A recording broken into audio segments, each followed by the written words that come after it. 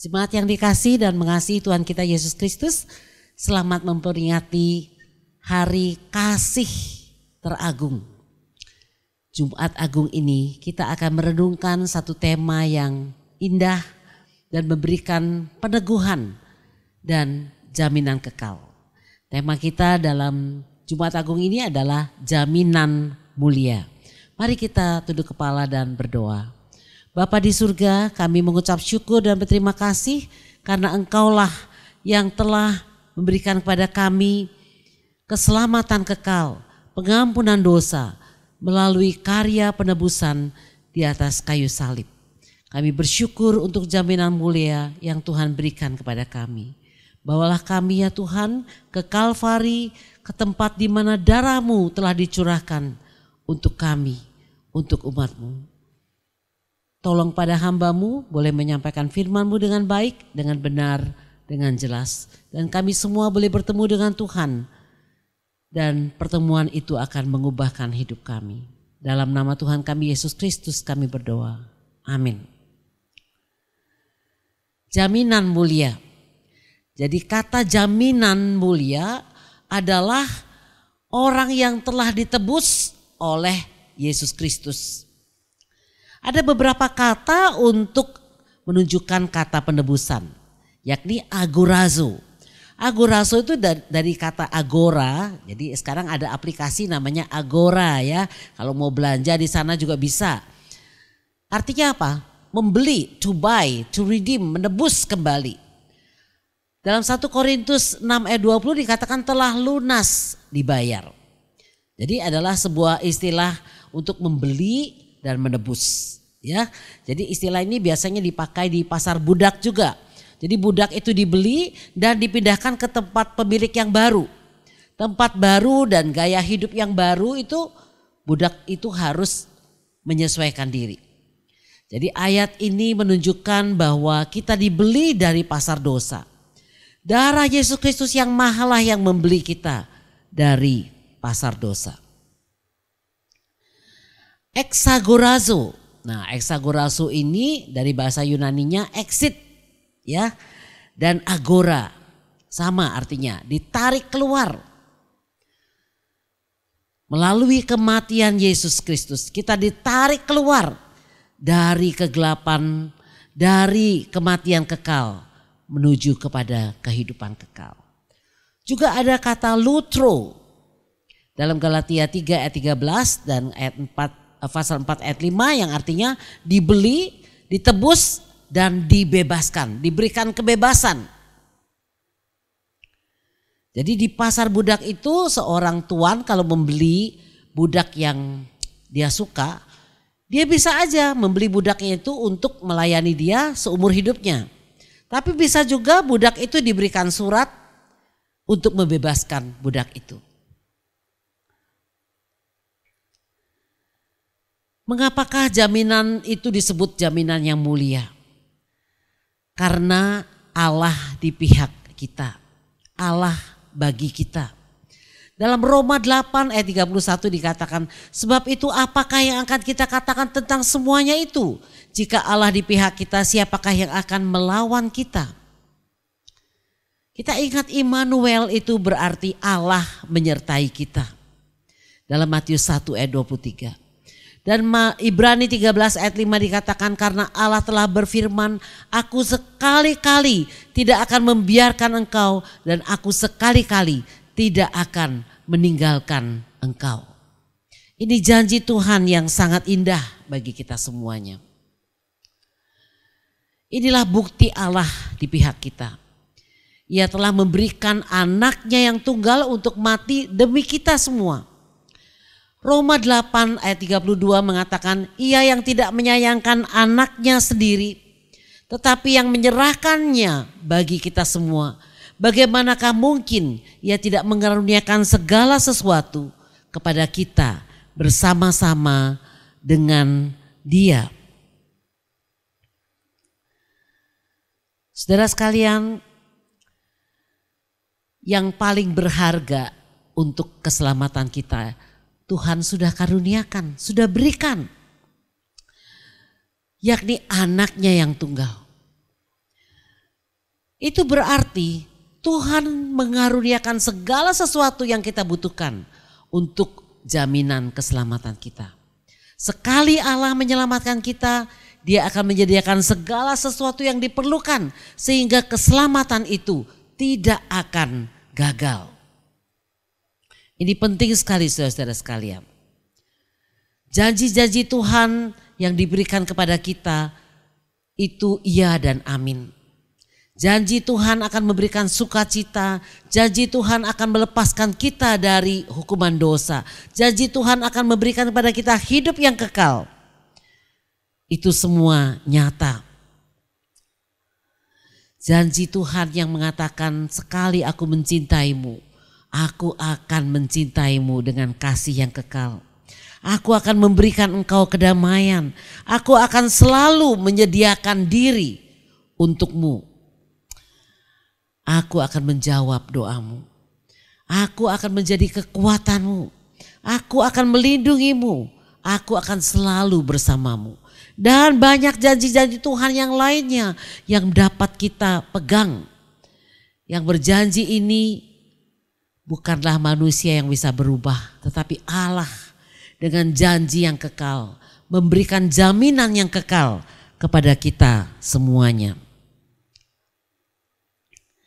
Berikutnya, jaminan itu disebut jaminan mulia karena keselamatan yang Tuhan berikan itu pasti. Pasti.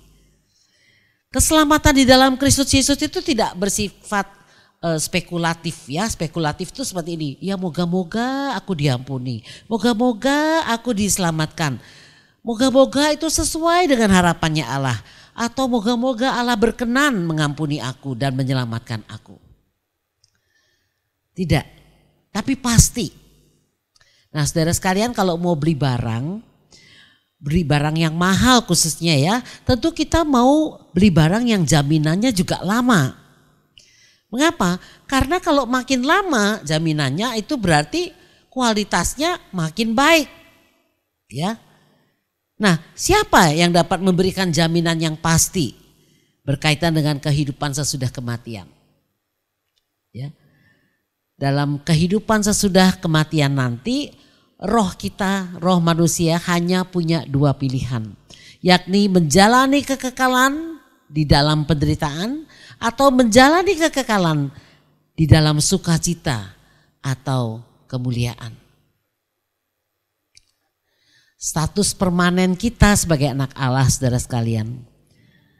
Menjadi anak Allah itu sekali untuk selama-lamanya, sekali menjadi anak Allah untuk selama-lamanya menjadi anak Allah. Tidak ada yang namanya bekas anak. Ya. Mungkin kita pernah lihat di surat kabar atau pengumuman bagaimana ya saking jengkelnya orang tua kepada anaknya. Maka orang tua menuliskan, pernah ada iklan seperti itu ya. Mulai saat ini segala tindak tanduk perbuatannya di luar tanggung jawab kami sebagai orang tua. Kami sudah tidak mau tahu lagi dengan anak ini. Tetapi Allah mengangkat kita menjadi anaknya sekali untuk selama-lamanya. Saudara sekalian, manusia tanpa penebusan Yesus Kristus hanya akan menghadapi kebinasaan kekal. Dengan percaya kepada Yesus Kristus saja kita dapat memperoleh hidup yang kekal. Bukan perbuatan baik manusia, bukan kesalehannya, bukan pendidikannya, bukan amal baiknya. Tetapi semuanya hanya berdasarkan karya Kristus di atas kayu salib. Ini adalah jembatan yang biasa digunakan untuk ber-PI, menyampaikan berita Injil. Ada manusia di sini, ada Allah di sana, dan manusia yang berdosa tidak dapat bersatu dengan Allah yang suci, yang maha kudus. Keadilan Allah harus dinyatakan. Berarti penghukuman harus tetap diberikan. Dan penghukuman itu sudah ditanggung oleh Tuhan Yesus Kristus di atas kayu salib. Berikutnya saudara-saudara sekalian, Jaminan itu disebut mulia karena tidak ada lagi yang akan menggugat dan menghukum umat Allah. Dalam Roma pasal 8 ayat 33a dikatakan, siapakah yang akan menggugat orang-orang pilihan Allah? Allah yang membenarkan mereka, siapakah yang akan menghukum mereka? Kata menggugat atau menuduh atau mendakwa itu karena jelas-jelas ada pelanggaran yang dilakukan. Jadi siapakah yang akan menggugat orang-orang pilihan Allah? Apakah Allah yang membenarkan mereka? Tidak mungkin. Allah adalah pembenar yang membenarkan, dialah hakim yang tertinggi dan keputusannya itu final. Tidak dapat diganggu gugat, tidak ada yang namanya naik banding ya. Jadi misalnya ada pihak, kalau di pengadilan kan ada pihak yang tertuduh, pihak yang menuduh begitu ya. Lalu jika hukumannya sekian, mungkin yang tertuduh itu merasa terlalu berat, maka dia akan naik banding. Tapi ketika Allah sebagai hakim yang agung sudah membenarkan kita, sudah mengatakan case close, kasusnya sudah ditutup, sudah selesai karena sudah dibayar lunas oleh darah Kristus di atas kayu salib. Saudara sekalian, betapa berbahagianya kita umat-umat yang sangat berbahagia. Karena apa? Karena nanti di sana, walaupun kita berdiri di hadapan tahta Allah, tetapi bukan lagi di hadapan tahta Allah yang akan memberikan tuduhan dan hukuman kekal. Karena Allah sudah membenarkan kita. Pengadilan tahta di hadapan tahta Allah itu menentukan nanti perbuatan apa yang kita lakukan selama kita hidup di dunia ini. Dan tidak ada kaitannya dengan keselamatan. Karena apa? Karena di dalam Kristus keselamatan itu sudah dijamin pasti selamat.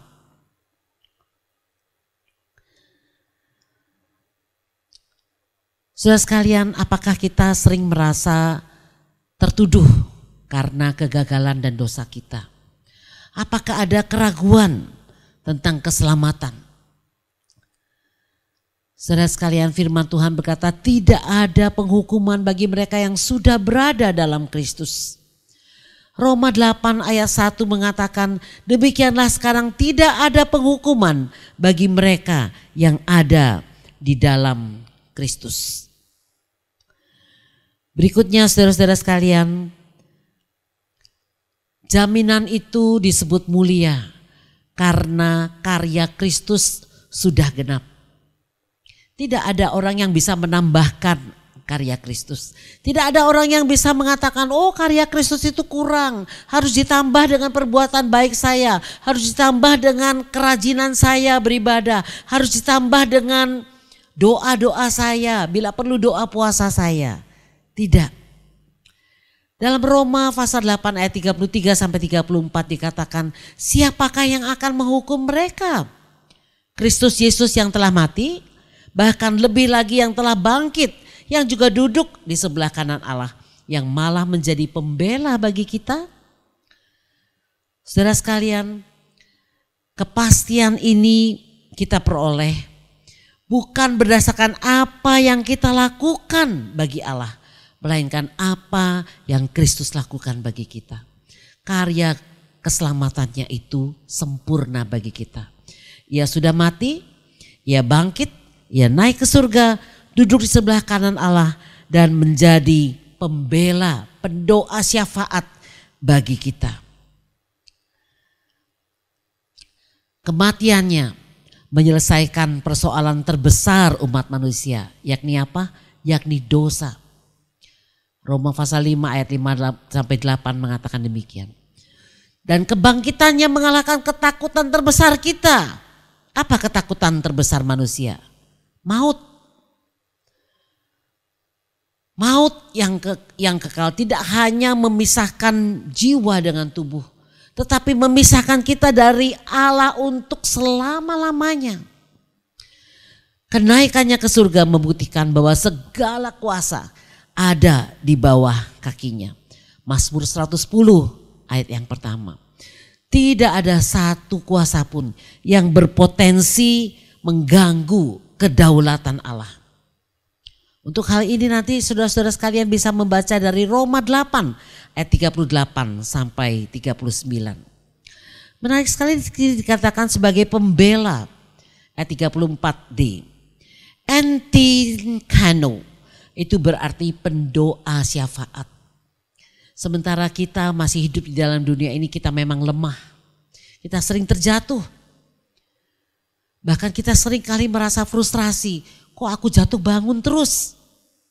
Tetapi Tuhan Yesus yang berdiri dan duduk di sebelah kanan Allah menjadi pendoa syafaat kita. Roh Kudus juga berdoa bagi kita. Roma 8 ayat 27. Kristus sebagai pengantara manusia kepada Allah. Ibrani 7 ayat 25. Ayat-ayat ini bisa kita catat untuk kita pelajari di rumah nanti. Saudara sekalian, hidup orang percaya memang tidak bisa lepas dari penindasan, dari kesesakan, dari penganiayaan, kelaparan, ketelanjangan, kemiskinan, bahaya, bahkan kematian. Namun itu semua tidak jadi masalah. Ya, tidak jadi masalah betapa besar kecilnya penganiayaan yang harus ditanggung, besar kecilnya tingkat penderitaan yang harus ditanggung manusia. Karena jaminannya kekal. Jaminannya itu karya Kristus itu sudah genap di atas kayu salib. Dengan demikian karya Kristus mencakup masa lalu melalui kematian dan kebangkitannya maupun masa kini. Ia duduk di sebelah Bapa dan berdoa syafaat bagi umatnya.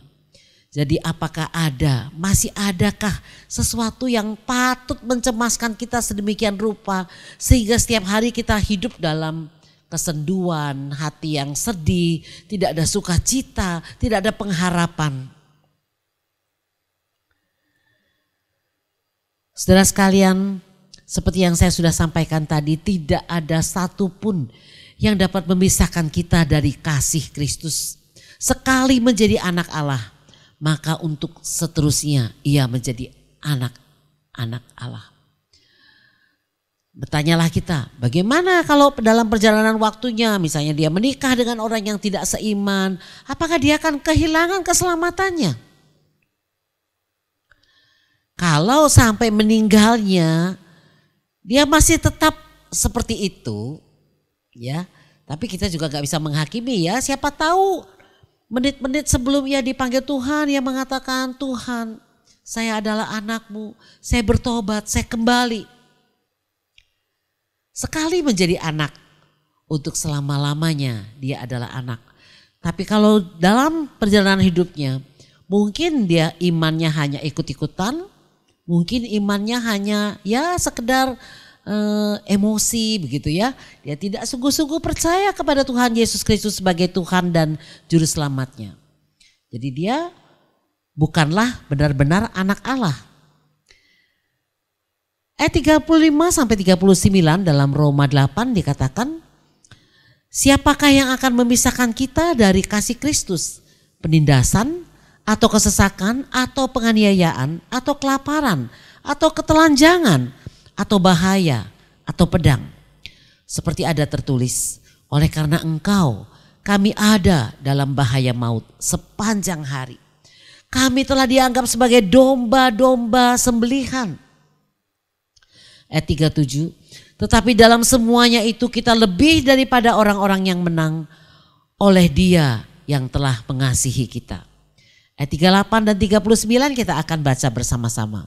Sebab aku yakin bahwa baik maut maupun hidup, baik malaikat-malaikat maupun pemerintah-pemerintah, baik yang ada sekarang maupun yang akan datang, atau kuasa-kuasa, baik yang di atas maupun yang di bawah, ataupun sesuatu makhluk lain, tidak akan dapat memisahkan kita dari kasih Allah yang ada dalam Kristus Yesus Tuhan kita. Indah sekali saudara-saudara sekalian janji Tuhan ini. Janji Tuhan ini membuat kita semakin hari semakin efektif menghidupi keselamatan kita. Karena apa? Tuhan sudah menjanjikan kita untuk menjadi lebih daripada pemenang.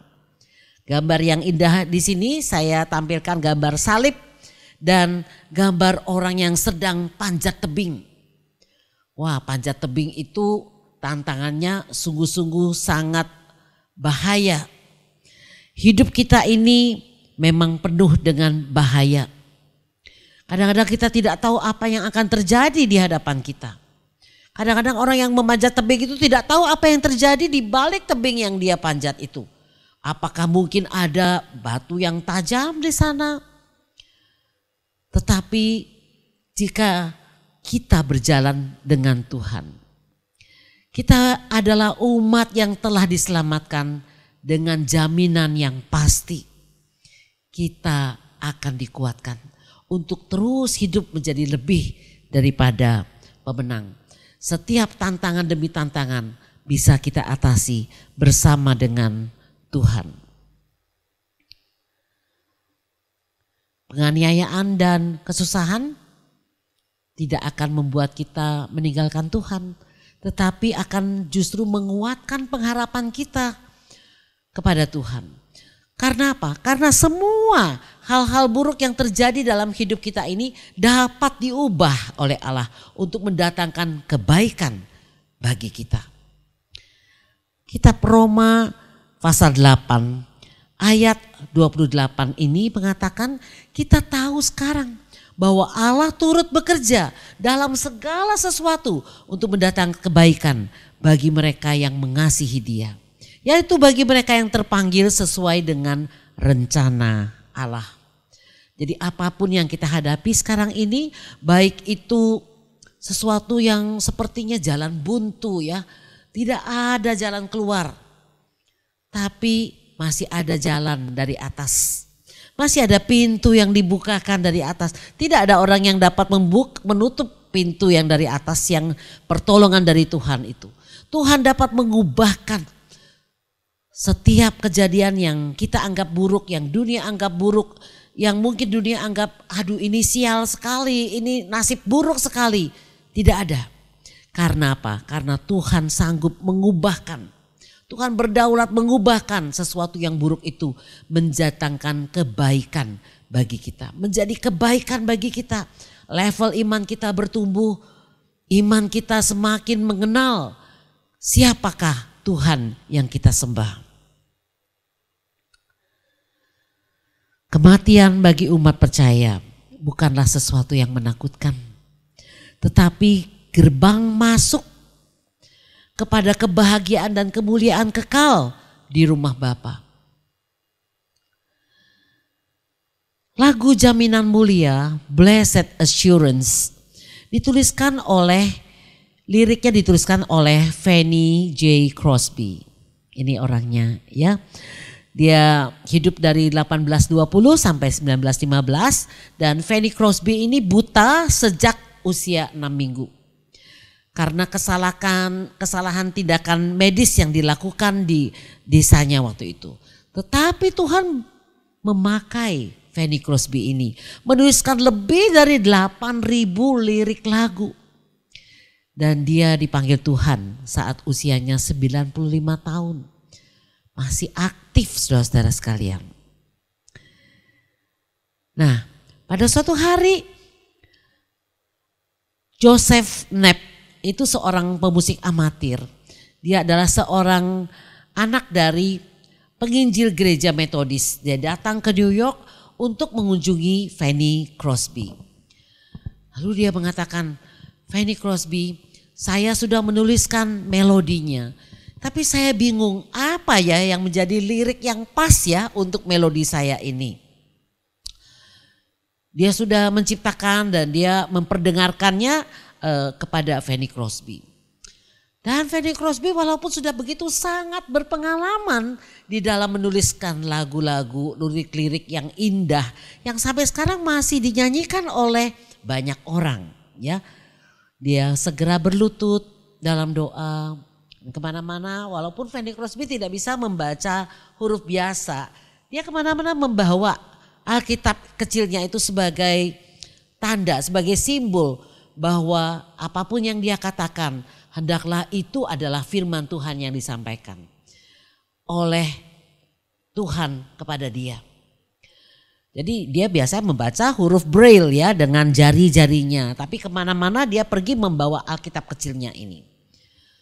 Lalu setelah dia berdoa, dia tiba-tiba berdiri dengan wajah yang bercahaya dan mengatakan, kenapa ya musik tersebut itu mengatakan lirik yang Tuhan berikan kepada saya adalah sungguh dan pasti jaminanku. Yesus milikku selamanya.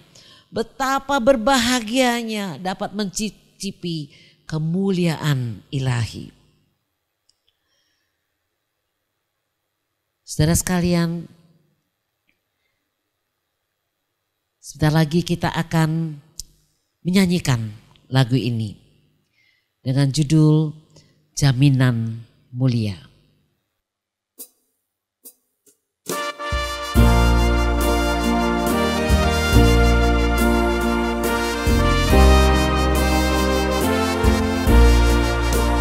Sungguh dan pasti jaminanmu, Yesus milikku selamanya. Ku mendapatkan keselamatan, lahir baru oleh Roh Kudus. Setiap hari ku masyurkan, memuji Yesus menebusku. Setiap hari ku masyurkan, memuji Yesus menebusku. Setiap hari ku masyurkan, memuji Yesus menebusku. Setiap hari ku masyurkan, memuji Yesus menebusku. Memuji Yesus menebusku. Memuji Yesus menebusku.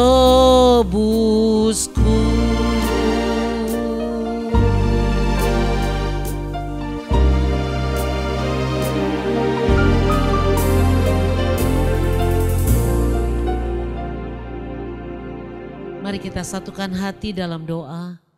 Kami mengucap syukur ya Tuhan, kami memuji Engkau, Allah yang menciptakan kami, tetapi juga Allah yang menebus kami melalui pengorbanan Yesus Kristus di atas kayu salib. Kami bersyukur karena jaminan keselamatan bagi kami adalah jaminan yang mulia, yang pasti, yang tidak berubah. Kiranya jaminan mulia ini mendorong kami untuk hidup lebih efektif, untuk memuliakan Tuhan, dan membawa kabar berita keselamatan yang pasti ini, jaminan mulia ini kepada saudara-saudara kami, kepada teman-teman kami, kepada lingkungan kami yang belum mengenal Engkau. Kami bersyukur untuk hari ini ya Tuhan, kami boleh memperingati kasih teragung, kasih kekal yang Tuhan nyatakan kepada kami.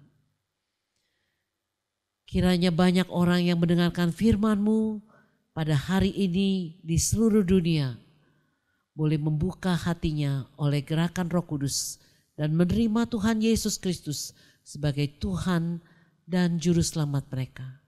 Dalam nama Tuhan kami Yesus Kristus kami berdoa. Amin.